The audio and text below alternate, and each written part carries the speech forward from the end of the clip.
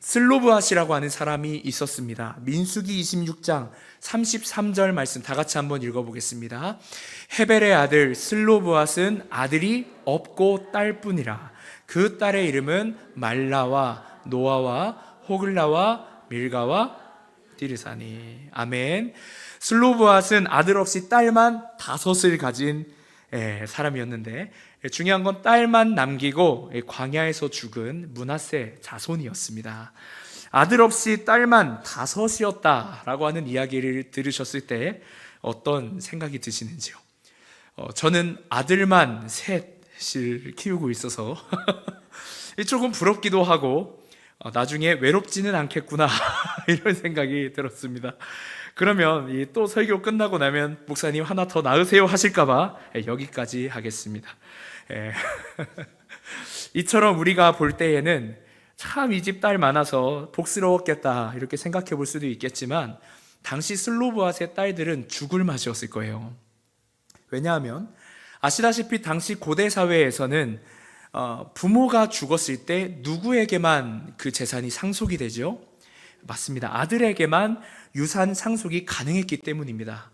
특히 장남에게 상속자의 특권을 부여하여서 아버지의 이름을 잇게 하고 아버지의 명예를 잇게 했죠. 또 가문을 지키고 보존할 수 있는 그런 힘까지 부여해 주었습니다. 우리가 함께 살펴본 바와 같이 슬로브앗은 아들이 없죠. 아들이 없고 딸만 5이었어요. 당시에는 여자 상속에 관한 어떤 유례가 매우 드물었거나 관련 특례법이 없었던 시대였기 때문에 민수기 26장 33절에서 아들 없이 딸만 5을 남기고 죽었더라 라고 하는 말은 곧 슬로브앗의 유산을 상속받을 자가 없다는 의미를 담고 있는 것입니다. 그러나 당시 고대 사회에서 특히 여성들에게 더욱 유산은 생존과 직결된 문제였습니다. 다시 말해서 슬로브앗의 딸들 말라와 노아와 호글라와 밀가와 이 디르사는 아버지의 죽음으로 자신들의 생존을 위협받을 만큼 아주 큰 어려움에 처해 있을 수도 있었다라고 하는 말입니다. 유산에 대한 내용만 들여다보더라도 우리가 알 수 있듯이 고대 시대를 살았던 사람들의 이 시각이요 매우 가부장적이었어요. 이러한 문화권에서 여자의 존재와 역할과 위치는 매우 심각할 정도로 천대받아 왔고 매어 왔습니다. 여자는 일평생 남자에게 종속된 위치에 머물러 있었던 존재들로서 결혼 전에는 아버지에게 매여 있다가 아버지가 맺어준 남자와 혼인해야 했고, 그때 남자로부터 딸의 노동력에 대한 지참금까지 받았습니다. 여러분, 여성들에게 있어서 이 노동력에 대한 지참금을 또 아버지가 가져가요. 그러니까 이게 여성들의 입장에서는 매우 불쾌하고 굴욕적인 일이 아닐 수가 없습니다. 또한 딸들은 성인이 될 때까지 아버지의 허락이 없으면 서원조차 할 수 없을 정도로 아버지의 이 주권 아래 놓여 있었습니다. 그러면 결혼하면 좀 나아지느냐? 그것도 아니었습니다. 여자들은 결혼하면 이번에 남편에게 종속되었습니다. 결혼 생활에 문제가 생겨도 아내는 남편을 버릴 수 있을까요? 없을까요? 없죠. 남편을 버릴 수 없고 오직 남편만 이혼 증서를 줄 수 있었어요. 제가 이렇게 보니까 지금 앉아 계시는 의자 밑에서 손을 이렇게 부들부들 떨고 붙잡고 계시는 안 계시죠? 저 나갈 때 이렇게 하시면 안 됩니다. 화가 나시더라도 당시에 그런 문화였다라고 하는 걸 조금만 열린 마음이 오니까 듣기만 해도 화가 나는데요, 그렇죠?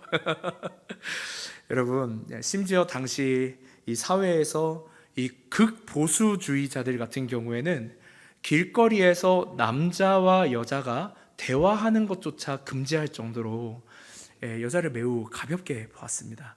이렇듯 당시 남성 중심의 사회, 율법 중심주의 사회를 이루고 있었던 공동체에서는 여자가 꼭 상속의 문제가 아니더라도 이미 극심한 멸시를 받고 있었던 존재들이었다는 걸 우리가 알 수 있는 거죠. 바로 이와 같은 배경에서 모두가 놀라 자빠질 일이 일어나는 겁니다. 어떤 일이었느냐? 바로 이 슬로브앗의 딸들이 아버지의 유산을 달라고 요구한 일이었어요. 여기 얼마나 이 참 엄청난 일이었는지 아시겠죠? 다 같이 민수기 27장 1절에서 4절까지의 말씀을 우리 천천히 다 같이 읽어보겠습니다. 요셉의 아들 므낫세 종속들에게 므낫세의 마길의 증손 길르앗의 손자 슬로브앗의 딸들이 찾아왔으니 그의 딸들의 이름을 말라와 노아와 호글라와 밀가와 디르사라.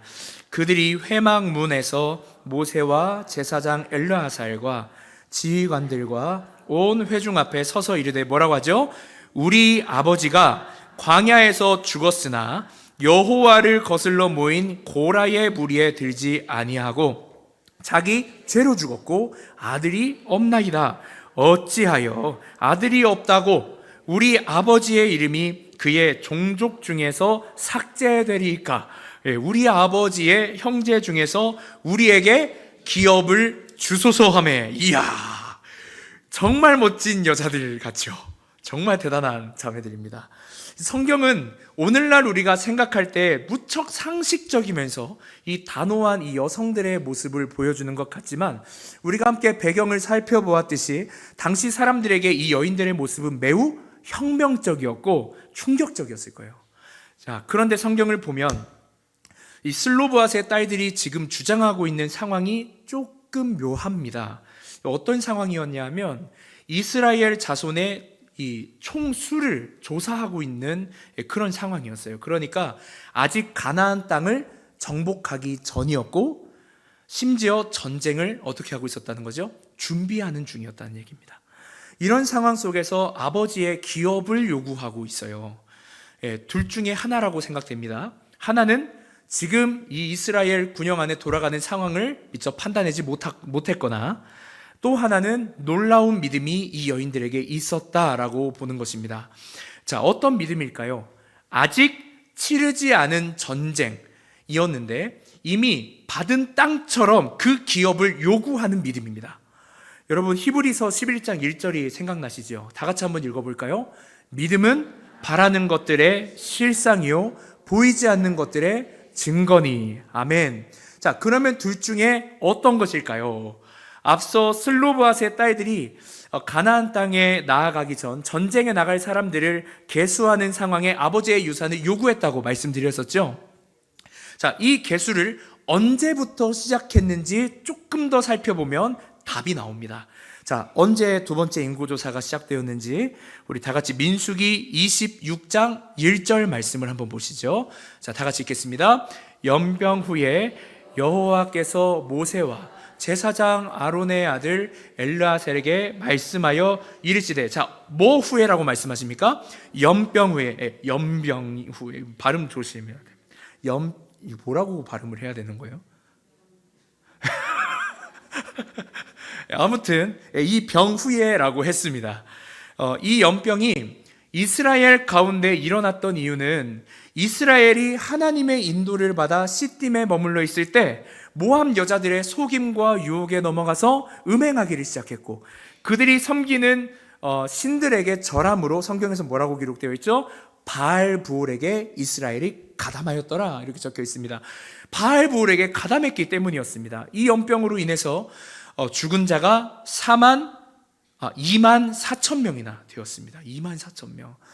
그러니까 지금 이스라엘이 가진 믿음의 상태가 어떠했을까요? 지금 이스라엘 군영의 분위기가 어떠했겠습니까? 매우 처졌겠죠. 쭉쭉 처졌을 겁니다. 속임과 유혹에 넘어가서 우상 앞에 처절히 패배한 이 연약한 믿음의 상태였다라고 하는 것을 우리가 추측해 볼 수 있습니다. 여러분 생각해 보시기를 바랍니다. 이런 연약한 믿음을 가진 마치 폐잔병과 같은 이 사람들을 아무리 계수하고 샌다고 한들 이 사람들이 전쟁에 도움이 될까요? 안 되겠죠. 나가면 바로 전멸입니다. 이런 상황 속에 슬로브앗의 딸들이 이스라엘과 차원이 다른 믿음을 보여준 거예요. 이 여인들이 이스라엘의 온 회중 앞에 우리가 가나안 땅에 받게 될, 가나안 땅을 정복했을 때에 받게 될 아버지의 기업을 물려받겠다라고 하는 이 믿음은 단연 두려움과 처절한 패배감에 쩔어있던 이스라엘에게 크나큰 도전이 되었을 것이 분명합니다. 여러분, 이 여인들이 가지고 있었던 믿음이 어떤 믿음입니까? 이 여인들의 믿음은 생존을 뛰어넘는 믿음이었습니다. 아멘이십니까? 생존을 뛰어넘는 믿음이었습니다. 이 여인들이 가지고 있었던 믿음은 보이지 않는 중에서도 하나님을 신뢰함으로 나아가게 하는 놀라운 대단한 믿음이었던 것입니다.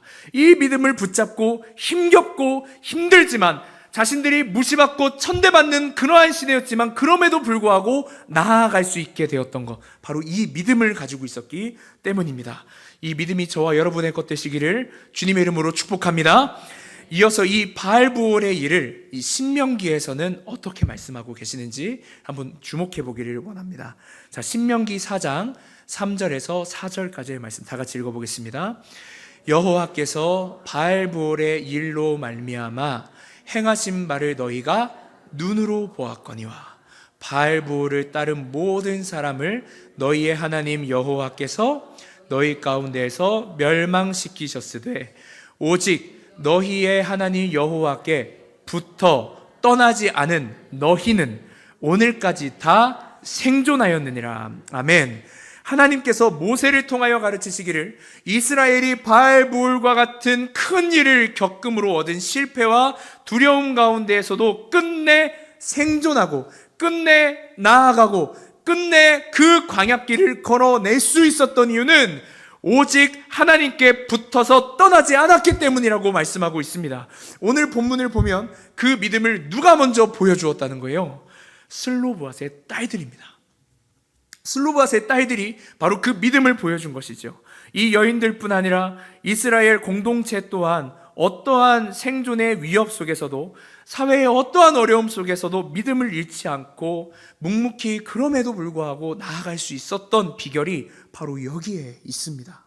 슬로브앗의 딸들은 오직 하나님만을 의지하여 하나님께서 역사하실 일들을 바라보았습니다. 하나님께 딱 달라붙어서 하나님께 딱 충성하여서 하나님께서 그들을 통하여 행하실 일들을 믿음으로 바라보았던 것입니다. 하나님을 떠나지 않을 때 가능했던 것이죠. 그로 말미암아 지켜진 믿음이 이스라엘을 다시 회복시키는 촉매제가 되어버립니다. 이 믿음이 정말 저와 여러분의 것 되기를 주님의 이름으로 축복합니다. 또한 우리가 주목하여 살펴볼 것은 이 슬로바스의 딸들이 가진 이 믿음은 단순히 이스라엘을 생존시킬 뿐만 아니라 그 공동체를 하나님의 위대한 공동체로 나아가겠다라고 하는 것에 포인트가 있습니다. 민수기 27장 5절에서 8절 말씀을 한번 다 같이 읽어보죠. 모세가 그 사연을 여호와께 아뢰니라. 여호와께서 모세에게 말씀하여 이르시되 슬로브앗의 딸들의 말이 옳으니 너는 반드시 그들의 아버지 형제 중에서 그들에게 기업을 주어 받게 하되 그들의 아버지의 기업을 그들에게 너는 이스라엘 자손에게 말하여 이르기를 그의 딸에게 돌릴 것이요. 아멘. 자, 슬로브앗의 딸들을 통해 이스라엘 사회에 어떤 변화가 일어나기 시작했다는 거죠? 여성들이 멸시받고 천대받던 사회에 여성들을 위한 법이 세워졌다는 겁니다. 자, 여성들은 이제 이 법으로 말미암아 생존을 보장받고 일상을 보호받게 되었어요. 심지어 이 법은 누가 세워주신 법이죠? 하나님께서 친히 세워주신 법입니다. 이 하나님의 말씀을 통해 이스라엘 공동체는 하나님에 대해 더욱더 깊이 고민하는 자리에 나아가게 되었을 거예요. 우리가 믿는 하나님은 여성들의 생명을 보호하시는구나. 우리가 믿는 하나님은 연약한 자들을 결코 외면하지 않으시는 분이구나. 우리가 믿는 하나님은 우리를 생존으로 인도하시고 위대한 공동체로 나아가게 하시는 정말 기적의 하나님, 위대한 하나님이시구나라고 하는 사실을 깨닫게 되었을 것입니다. 이것을 깨달은 이스라엘 공동체의 실제적인 적용이 우리가 함께 읽은 민수기 36장에 기록되어 있는 것입니다. 자, 1절을 보시죠. 요셉 자손의 종족 중 므낫세 손자 마길의 아들 길르앗 자손 종족들의 수령들이 나와 모세와 이스라엘 자손에 수령된 지휘관들 앞에 말하여. 자, 이어서 3, 4절을 또 읽어보겠습니다. 그들이 만일 이스라엘 자손의 다른 지파들의 남자들의 아내가 되면 그들의 기업은 우리 조상의 기업에서 떨어져 나가고 그들이 속할 그 지파의 기업에 첨가되리니 그러면 우리가 제비 뽑은 기업에서 떨어져 나갈 것이요 이스라엘 자손의 희년을 당하여 그 기업이 그가 속한 지파에 첨가될 것이라. 그런즉 그들의 기업은 우리 조상 지파의 기업에서 아주 삭감되리이다. 아멘. 자, 이게 어떤 상황인가 하면 이스라엘 백성들이 이 여성들에게 유산을 물려주라 라고 하는 걸 거부하는 상황이 아닙니다. 이건 거부하는 상황이 아니고 오히려 이 슬로브앗의 딸들이 받을 유산을 인정했다라고 하는 말이고요. 그러면 당시 문화를 고려했을 때 이스라엘이 정말 위대한 결정을 했다라고 우리가 살펴볼 수 있습니다. 그러나 그들이 생각하기에 슬로브앗의 딸들이 이 기업을 물려받음으로 말미암아 자신들의 지파에 나타날 혼란이 있을 것이라 여겼습니다. 자, 그것은 다름 아닌 슬로브앗의 딸들이 만약 다른 지파의 남자와 결혼을 하게 되면 그들의 기업이 다른 지파에 종속되게 된다는 거예요. 문제는 50년에 한 번씩 돌아오는 이 희년이 되면 우리의 토지나 재산이 다시 원래의 주인에게 돌아가게 되는데 그때 자신들의 지파에 그 기업이 돌아오지 않는다고 하는 사실을 말하고 있는 것입니다. 자, 말씀드렸다시피 유산이나 재산은 무엇과 직결되어 있습니까?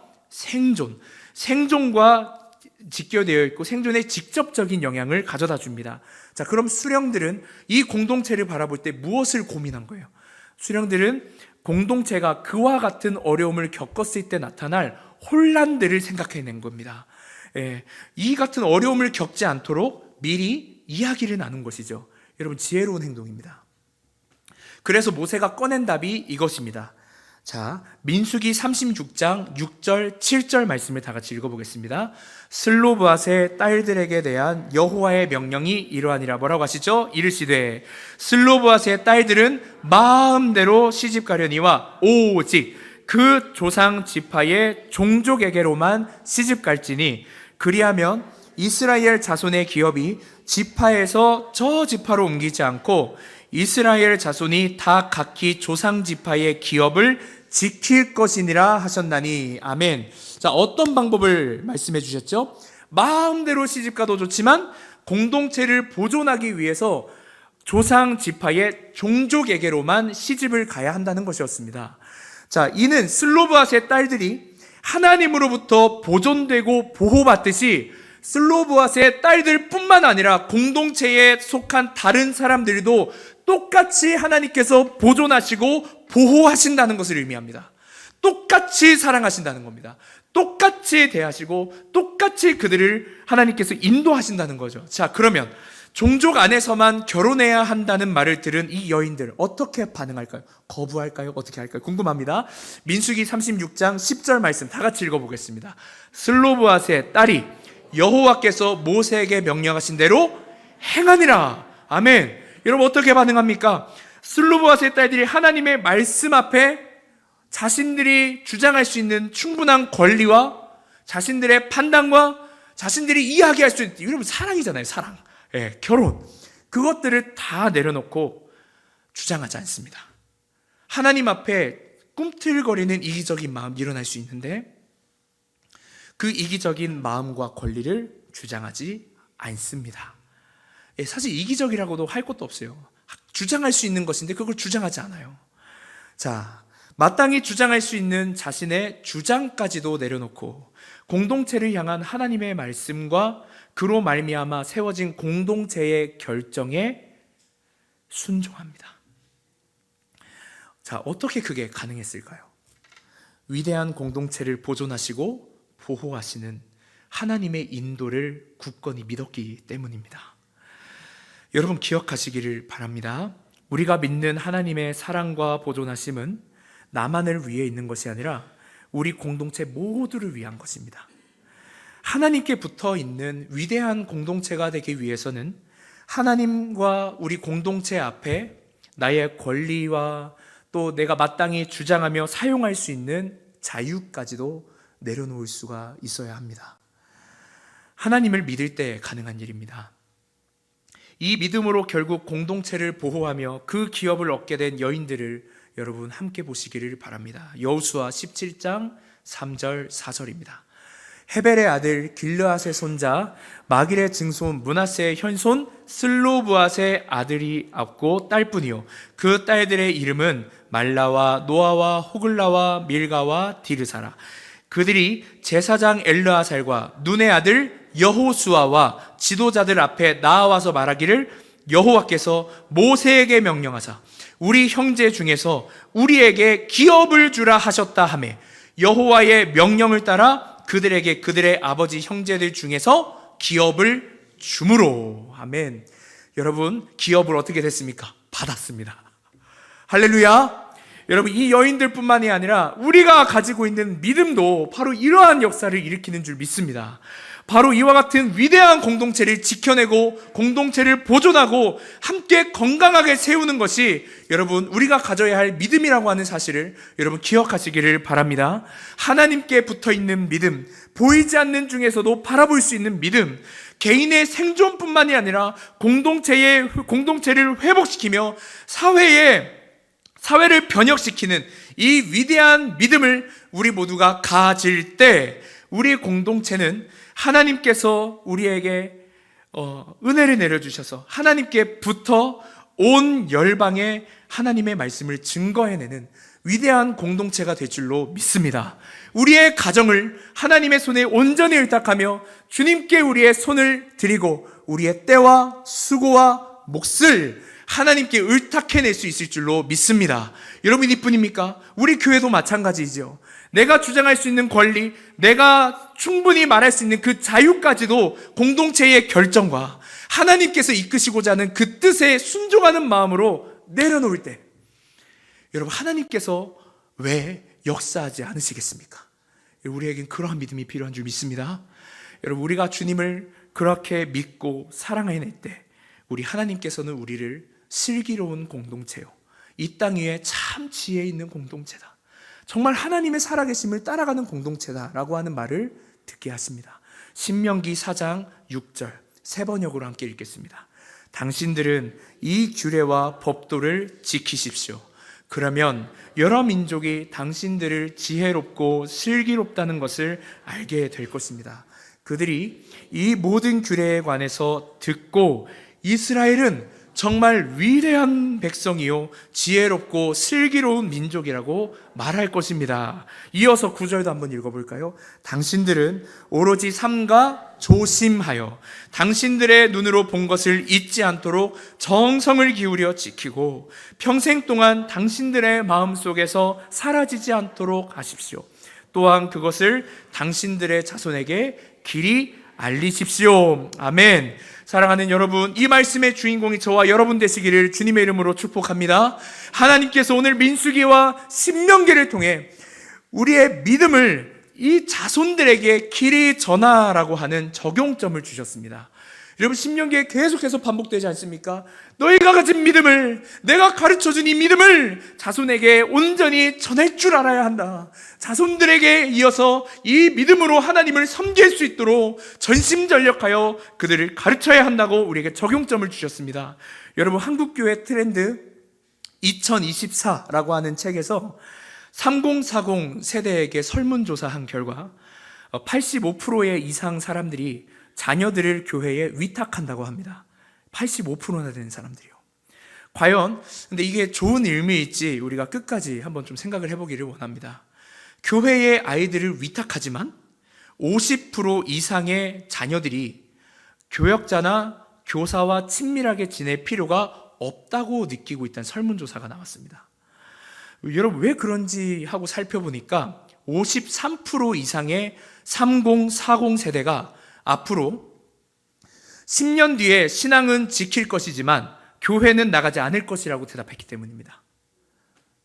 아이들을 교회에 위탁해놓고 정작 본인들이 10년 뒤에 교회로 나오지 않겠다는 거예요. 믿음은 지키겠다라고 하면서. 여러분 우리 한국교회가 이런 실정입니다. 여러분, 무엇이 문제입니까? 이런 설문을 통해 우리가 알 수 있듯이 교회뿐만이 아니라 가정에서도 자녀가 본받을 만한 믿음의 선배, 믿음의 부모, 교회의 어른이 사라지고 있다는 것입니다. 이들이 정말 마음을 열고 속마음을 털어놓을 그 어른이 여러분 교회에 사라지고 있고 가정 가운데 사라지고 있다는 거예요. 교회를 부모가 나오지 않으니 자녀가 교회에서 있었던 일을 부모에게 말할 수가 있겠습니까? 말할 수가 없는 거죠. 여러분, 이것은 우리가 먼 이야기가 아닙니다. 저도 어떤 교회에 처음 갔을 때 성경책을 가져온 아이들을 살펴보았는데 60명 중에 딸랑 4명만 성경책을 가지고 왔습니다. 여러분, 우리 교회는 어떨 것 같습니까? 아이들은 신앙의 선배들과 부모의 모습을 보며 배웁니다. 부모님들에게 전화를 드리면 아이들에게 신앙을 자유롭게 맡긴다라고 하시는 부모님들이 70%가 넘습니다. 우리 아이가 교회 가는 날에 축구하고 싶으면 축구를 하러 보내겠습니다. 우리 아이가 교회 가는 날 스타필드 가고 싶으면 스타필드 보내겠습니다 하는 부모님들이 70%가 넘어요, 여러분. 이 수치는 이미 한국 교회의 평균값이 되어버린 것 같습니다. 아이가 성경책을 들고 다니는지, 교회에 잘 출석하고 있는지, 기도 생활은 어떻게 하고 있는지, 찬송은 어떤 태도로 하고 있는지, 그들에게 왜 꿈과 비전을 가지고 대학이나 직장을 가야 하는지에 대해 별로 관심이 없습니다.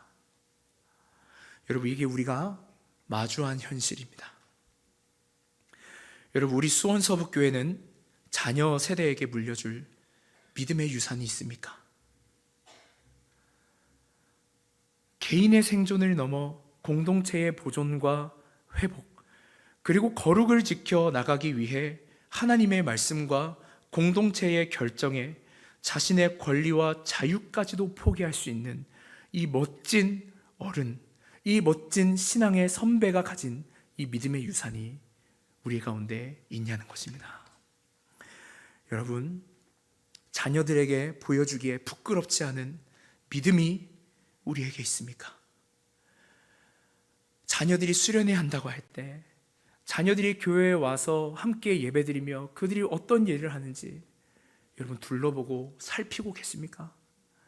우리 아이들이 지금 교회 학교에서 어떤 교육을 받고 있는지, 아이들이 어떤 상황 속에서 예배를 드리고 있는지, 마이크는 뭐가 안 나오는지, 뭐가 버벅거리는지, 아이들이 왜 집중을 못하는지, 왜 오늘날 아이들이 왜 저렇게 자신을 감추며 살아가는지, 왜 속마음이 털어놓을 어른들이 없다고 하는지 여러분 아셔야 됩니다. 그래야 다음 세대를 세울 수 있습니다. 그들의 삶과 과정을 모르고서는 결코 우리가 다음 세대를 사랑할 수도 없고 공감해낼 수 없습니다. 사랑하는 여러분, 하나님께서 우리에게 말씀하십니다. 우리가 가진 믿음의 유산을 사랑하는 다음 세대에게, 자녀 세대에게 전해다오. 오늘 이 밤 우리가 하나님께 간구할 것이 무엇이겠습니까? 여러분, 무엇을 주님 손에 의탁하며 기도하시겠습니까? 우리가 주님 앞에 이 시간 한 가지 구하기를 원합니다. 주님, 하나님께부터 위대한 공동체로 나가게 하는 그 믿음을 우리에게 주십시오. 공동체를 보존하시고 생명 가운데로 인도하시는 그 하나님의 거룩한 은혜의 선물, 그 믿음을 우리 가운데 허락하여 주십시오. 자녀 세대들을 향한 미랄이 되게 해주십시오. 내가 썩고 그들이 살 수 있다면 그렇게 해주십시오. 내 생명이 닳아지고 죽어져서 그들이 살 수 있다면 그렇게 해주십시오. 여러분, 그렇게 기도해야 되지 않을까요? 이 시간 우리가 하나님 앞에 간절히 나아갈 수 있기를 원합니다.